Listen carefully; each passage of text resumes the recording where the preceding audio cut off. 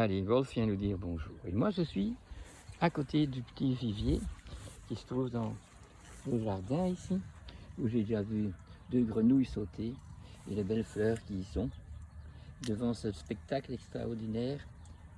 de la liaison de l'eau, de la vie dans l'eau, la vie autour de l'eau, des abeilles, des insectes, des araignées, un monde extraordinaire et même en couleur, c'est vraiment si beau, si beau, si beau. Et c'est un biotope, quoi. C'est intéressant de comprendre tout ça sans employer aucun produit chimique pour tuer les algues ou autre chose, mais trouver l'équilibre biologique qu'il faut qu'on ait. Et voilà mes amis, voilà aujourd'hui, devant cette beauté, je suis exalté, heureux. Mais ce matin, en sortant mes poubelles, j'étais absolument offusqué et écœuré et je voyais donc que tous les trottoirs de chez nous, eh bien tous les trottoirs étaient pleins de sacs de poubelles, les sacs pour tout ce qu'on jette dans la cuisine. Et bien sûr, aujourd'hui c'est ces sacs-là et demain c'est les sacs bleus et puis les sacs roses et donc nous voyons la grandeur, le paquet de plastique et de saloperies non recyclables qui sont repris tous les jours et qui sont donc tout le temps fabriqués sans que nous remarquions qu'ils ne sont pas recyclables ou très difficilement et avec des effets secondaires qui sont très malheureux pour notre écologie. Et bien sûr que ce n'est pas simplement autour de chez nous ou dans les dépotoirs que c'est atroce, mais ça va justement que la nature se connecte sur la terre partout. Nous voyons que même la rive de corail, que nous voyons que des poissons, même jusqu'au pôle sud et au pôle nord, sont contaminés de DDT et de plastique et que tout plein de poissons sont obligés de mourir et d'être exterminés. Donc nous sommes des exterminateurs. C'était la tristesse que je ressentais ce matin en pensant à tout ça. Comment arriver à faire que le peuple que nous sommes devienne conscience de cette diabolique action que nous avons mis sur terre depuis que nous employons la science pour inventer des bazars, des trucs, pour être sûr de ne pas devoir faire ce que la nature nous demande de faire et que le devoir devrait nous pousser à faire et que nous ne faisons pas parce que nous ne voyons pas le sacré qui est dans la nature et tout ce qu'on fait est sacrilège. C'est pas qu'on doit nous pardonner d'avoir fait ça. Mais comment faire pour que tous les humains qui sont présents aujourd'hui, même 80 ans après que la déposition de toutes ces inventions s'est mise à marcher, la guerre avec les atomiques, l'emploi de l'atome, l'emploi de toute cette technologie avec le 5G et toutes les autres ondes qui viennent concurrer, le dialogue, la communication que la nature a avec chaque individu, spécialement chaque plante, chaque fleur, chaque animal, dans sa spécificité, est guidé par des ondes envoyées par la force éthérique et la force astrale, et tout ça va être contaminé, donc empêcher d'exalter la fonction pour que l'auto-guérison et l'exaltation en fleurs ou en santé puissent se faire. Donc c'est compliqué d'expliquer qu'est-ce qu'il faut. Il ne faut pas nous pardonner que nous sommes laissés prendre à toutes ces facilités qui nous permettent de continuer à polluer, mais d'avoir des facilités énormes de voyage, de Spoutnik pour aller sur la Lune, sur Mars et tout ça. Entre-temps, on dévaste notre Terre, on ouvre l'ozone et nous ne voyons pas que nos enfants et les enfants des prochaines générations qui viennent sur Terre pour faire leur rôle humain, leur incarnation, qu'ils auront du boulot impossible à faire s'ils ne sont pas soutenus par nous et que si nous n'arrêtons pas cette production énorme que nous ne voyons pas à long terme, non, à court terme, de comprendre que nous devons trouver des alternatives à toute cette toxicité, à tout ce plastique, à toutes ces énergies qui sont malsaines, qu'on doit se rendre compte si on fait des éoliennes et qu'on ose mentir, les sciences mentent, ils disent que c'est l'énergie verte quand il n'y a plus rien de vert, puisque justement nous savons tous que ces bruits que font ces éoliennes arrivent à faire l'extinction de toutes les chauves-souris qui passent dans la grippe de ce bruit, et que toutes de ce radar, et que toutes les cétacés, les dauphins, les baleines ne savent plus s'orienter parce qu'elles travaillent avec un radar et que ces ondes-là ne sont pas bonnes. Donc,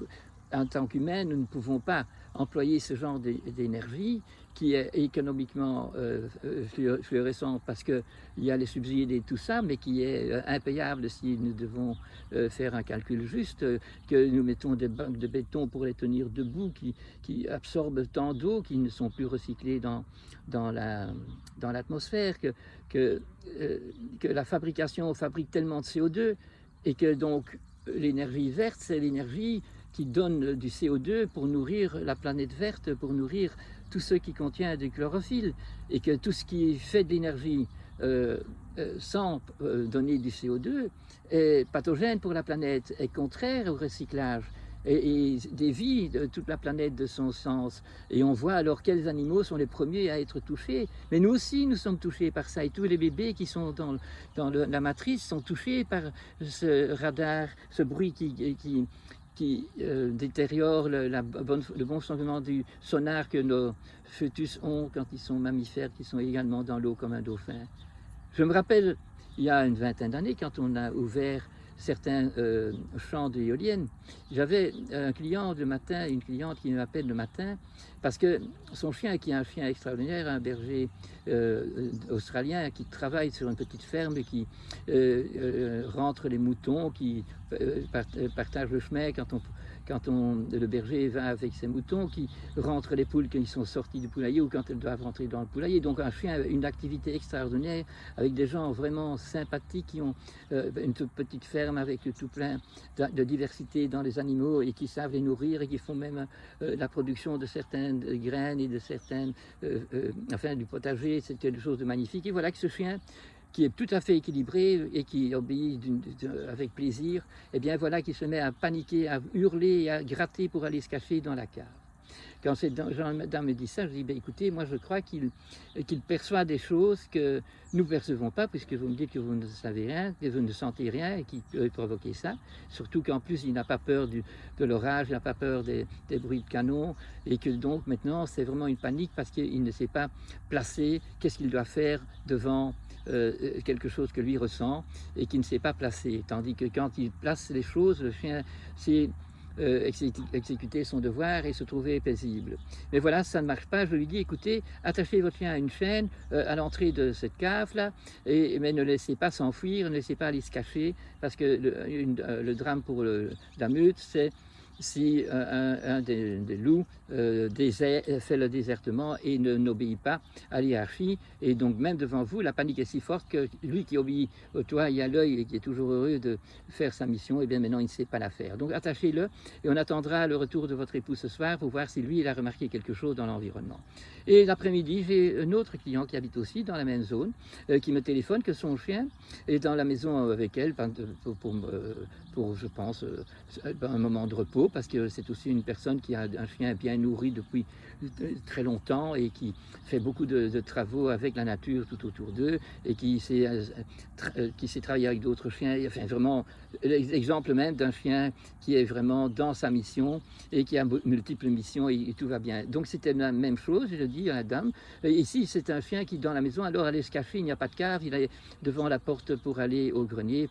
pour fuir ce que nous ne savions pas encore. Eh bien, le soir, les deux maris qui rentrent, ils disent, tu sais, on a ouvert le champ d'éoliennes. Et donc, maintenant, les deux chiens qui ont une écoute tout à fait différente que la nôtre, qui peuvent entendre des choses que nous, on ne peut pas entendre, entendaient ces bruits-là. Et le fait de les avoir attachés et qu'ils n'ont pas pu fuir, ils se sont rendus compte que pour eux, directement, ce n'était pas dangereux. Et ils ont intégré ces sales bruits, comme quand vous habitez à côté d'un chemin de fer et que tous les jours, toutes les heures, vous avez un bruit qui est toujours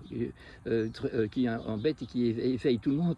qui vient pour la première fois chez vous, mais que par habitude, vous êtes abruti et vous laissez passer ces choses-là. Mais enfin, au moins, la panique est partie, l'hystérie est partie, et ce chien est de nouveau normal, il ne s'enfuit plus avec ces bruits-là. Mais ça n'empêche pas que les effets de ces ondes et les effets de ces bruits que nous n'entendons pas continuent à perturber les plantes et les animaux et les insectes également. Et voilà que nous n'en tenons pas compte. C'est ça. La science ne s'occupe pas de faire ces études-là, mais s'occupe à inventer tous les moyens possibles pour ne pas devoir respecter d'une façon sacrée ce que la nature sacrée nous a offert. Ces choses-là sont nous devons nous rendre clairs devant ces effets que nous avons avec toute cette technologie. Et c'est donc pas de l'énergie verte, au contraire. L'énergie verte, c'est l'énergie grise et noire, puisque c'est brûler du bois, c'est brûler du gaz, c'est brûler du charbon, c'est brûler du pétrole. Mais là, au moins, c'est flagrant. Et il ne faut pas être intelligent pour se rendre compte qu'on ne va pas rester là où ça brûle si on n'a pas mis de cheminée, parce que c'est foutu. On sait aussi que si votre voiture n'est pas avec une batterie et qu'elle est dans votre garage, vous ne fermez pas le moteur et que vous fermez le garage, vous allez être asphyxié tout de suite, donc vous laissez le garage ouvert, ou bien vous fermez bien sûr le moteur pour ne pas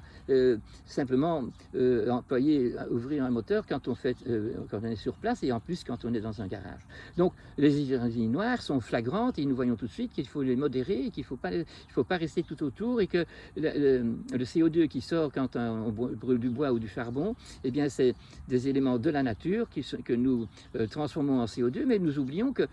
tout se transforme en CO2 quand c'est mort. Un morceau de bois, donc une branche d'un arbre que vous laissez dehors, il faut peut-être 2 ans pour être consommé. C'est la consommation, la combustion qui se transforme en CO2, et ce CO2 va servir à toutes les plantes vertes qui sont vertes et qui vont pouvoir transformer ça en oxygène que nous avons besoin et en dioxyde de carbone, et en carbone qui est nécessaire pour construire toutes les cellules qui sont vivantes sur Terre. Donc c'est un cycle qu'il faut respecter. Si on coupe ce cycle, ben, nous avons des drames, parce qu'en plus en employant toutes les nouvelles techniques pour les panneaux solaires et les éoliennes, et nous enlevons énormément de surface qui devrait être tenue par des arbres et de la verdure non polluée. Et non, ce n'est pas le cas. Il nous manque des arbres, on les abat pour toutes sortes de techniques industrielles, même dans l'agriculture, qui ne sont plus des champs qui sont sains. Et en plus, tous les arbres qui restent, il y en a tout plein déjà qui s'exterminent parce qu'ils n'ont plus la capacité de vivre bien, puisqu'il leur manque dans leur environnement tout plein de bonnes choses qu'il n'y a plus avec toute notre toxicité. Et donc cet oxygène, que nous captons l'oxygène et nous faisons nos activités physiologiques avec ça, et voilà que nous sortons, en chaque respiration, à l'expiration, eh bien, nous sortons du CO2. Il n'y a aucun animal mammifère qui ne sort pas du CO2. Bon, il y a des algues, il y a des microbes et tout qui savent transformer le CO2, mais le CO2 est donc nécessaire pour le cycle, puisque nous savons que sans microbes, sans champignons, sans plantes vertes, le monde minéral serait resté minéral sans vie. Mais la plante et ses racines, avec des microbes qui y sont, parviennent donc à transformer des matières élémentaires, des éléments, en plantes qui seront mangées par des animaux qui, eux, au lieu d'avoir du chlorophylle avec du magnésium comme centre du chlorophylle, de l'hémoglobine avec du fer dedans. Parce que nous devons être forts pour pouvoir respecter cette nature qui nous offre, cette nature verte qui nous offre autant de bonnes choses. Donc, savoir que toutes les énergies de combustion qui font du CO2 sont naturelles et se retransforment en vie, en oxygène, qui se recycle à chaque fois s'il y a assez d'arbres, et si ces arbres ne sont pas à subir toutes les pluies acides et toutes les pluies de l'industrie qui leur empêchent de bien faire leur boulot. C'est trop compliqué que nous voyons nos scientifiques qui sont soutenus par les lobbies et nos professeurs qui travaillent pour la même industrie, pour la même économie sans tenir compte de l'écologie. Et c'est à nous de voir clair là-dedans et d'employer ces énergies extraordinaires mais impayables et très mauvaises pour notre planète, simplement pour des choses sacrées qu'on ne sait pas faire autrement. Donc pour aller en Spoutnik sur la Lune et jusqu'à Mars, ok, dans un vaisseau spatial, ok, mais pas faire de notre planète un vaisseau spatial où on joue déjà aujourd'hui à la mascarade avec nos masques pour essayer de se guérir non, de ne pas attraper le Covid, mais si on réfléchit, on a fabriqué un monde où ce Covid vient nous éveiller à dire, écoutez, c'est une pandémie, ça veut dire que l'humanité tout entière doit prendre conscience de ça et commencer en tant qu'individu, puisque nous ne pouvons pas attendre des gens avec leur pouvoir, qui font un abus de pouvoir et qui déclarent n'importe quoi sans nous donner les bonnes explications et sans les connaître même, sans les chercher non plus. Eh bien, nous ne devons pas tenir compte nous devons être solidaires avec la nature, et si nous sommes assez de solidaires, on pourra choisir alors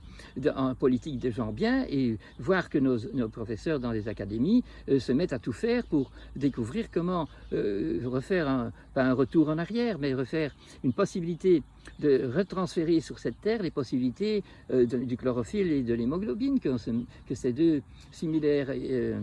molécules qui montrent le recyclage, eh bien, qu'elles puissent de nouveau s'épanouir. Et si on trouve, grâce à la science, une découverte qui permet de recycler tout ça, mais déjà le bon sens commun nous dit, arrêtons d'exagérer à utiliser des énergies pour aller chercher un paquet de cigarettes qui est à 500 mètres et d'employer sa voiture. Ok, c'est déjà une espèce d'explication. Aller travailler à 100 km deux fois par jour, faire 100 km, mais c'est pas parce qu'on emploie des batteries qu'on fait mieux, parce que la batterie c'est encore plus dangereux, plus grave, et c'est encore plus toxique pour nos braves verdures qui attendent que toute activité d'énergie qui se transforme en CO2 pour que la plante puisse s'épanouir. Mais si elle n'a plus la place de passer et qu'on lui met tous des empêchements, eh bien, nous arrivons à ce que nous avons fait aujourd'hui. Si on peut le voir avec un œil clair et sans dépression, parce qu'on va commencer n'importe où on est à essayer de faire pour soi-même déjà une compréhension de cette prise de conscience et de commencer à essayer là où on est, même si on est à New York dans un appartement à 200 mètres de haut, eh bien voir si là on peut amener un peu de terre et qu'on ne pourrait pas avoir donc pousser une salade chez nous, c'est déjà avoir mis les mains de nouveau à la terre et pas rester tout le temps sur un vaisseau spatial, qui sont nos villes, beaucoup de nos villages aussi, et nos entreprises également, construites par le béton, parce que je parlais maintenant de l'agriculture et de l'élevage qui est devenu des exploitations, mais on peut parler de toutes les constructions qu'on fait maintenant, qu'on soit ingénieur ou qu'on soit architecte en Japon, en Chine ou ici, on emploie les mêmes ordinateurs avec les mêmes essais de pouvoir construire partout sans tenir compte de l'écologie et des effets secondaires qui ont ce placement de trucs qui nous enlèvent tous les interdits. Puisque c'est sûr qu'un maître bâtisseur savait qu'il y a beaucoup d'endroits sur la planète où on ne peut pas construire parce que c'est pas bon pour l'être vivant. Mais maintenant, quand je vois les dernières constructions qui sont faites dans ma propre rue, c'est fait, ce sont des bunkers depuis trois étages souterrains jusqu'au 4e étage en hauteur, et c'est du béton, et on couvre le béton avec encore quelques briques pour faire semblant que ça vaut la peine, mais ces briques n'ont aucun rôle à part une fausse esthétique. C'est complètement de la triche, parce que les gens d'aujourd'hui savent encore comment c'était quand c'était beau, le pittoresque, ça nous touche quand même encore, mais ça nous touche bien. Mais maintenant, trouver un truc pittoresque qui est mis en dessous de Tchernobyl ou en dessous d'un panneau solaire ou en dessous d'éoliennes, c'est plus du tout le bienfait qu'avaient ces gens qui, avec amour et avec connaissance, savaient relier la terre, la plante et l'humain avec tous les animaux, d'être cohabitants de ce même environnement, et où l'homme a le droit, par sa capacité de rentrer dans l'imaginaire, et par l'imaginaire de rentrer dans le cloud. Le cloud, donc le nuage de ce niveau de l'humain quand il est dans le rêve, pas dans le vrai rêve, mais dans la méditation, et qui peut envoyer des messages de prière et de demande à ce monde de l'éternité, à ce monde où tout s'y trouve, comme dans le cloud de mon ordinateur, ce que je suis en train de prendre ici, ça est envoyé dans le cloud, et quand je rentre quelque part avec un ordinateur, je peux le revoir. Donc, mais le hardware qui fait possible mon iCloud technologique, eh bien, ça veut dire que même dans l'espace, l'espace, on envoie des milliards, non pas des milliards, mais presque des millions d'appareils pour envoyer des ondes qui vont perturber tout le rapport même de l'espace avec notre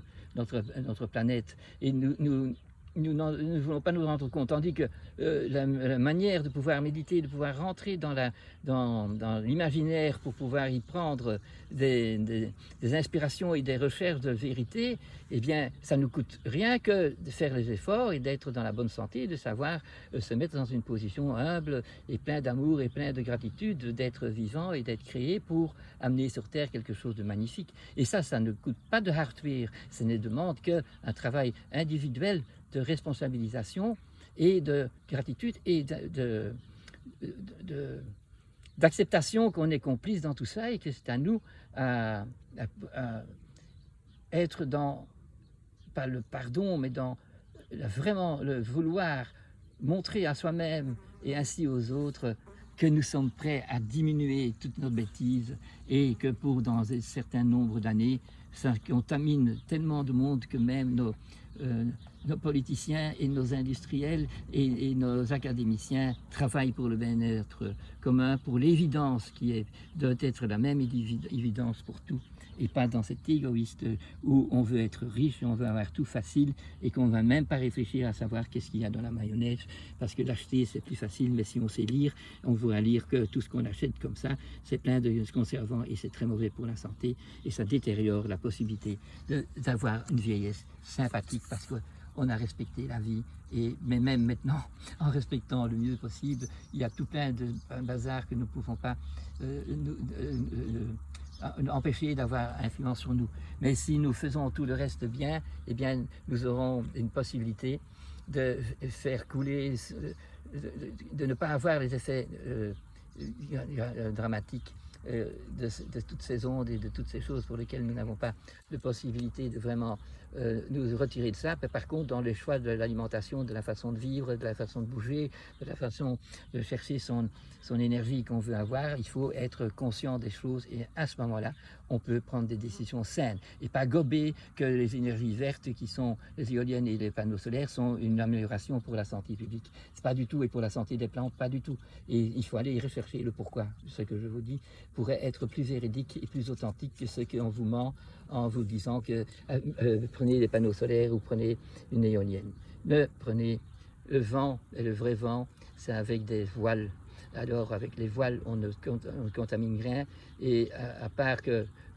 un oiseau peut rentrer dans la voile, mais ça ne lui fera pas aussi mal que s'il rentre dans une voile de l'éolienne ou contre la vitre de ma serre. Voilà, alors on va un peu tous prendre la compréhension de ça et se repentir, parce que alors on met sur terre, on dépose sur terre des choses et des manières de vivre qui font faire du bien à la planète et donc aux enfants qui viennent dans le futur, parce qu'ils viennent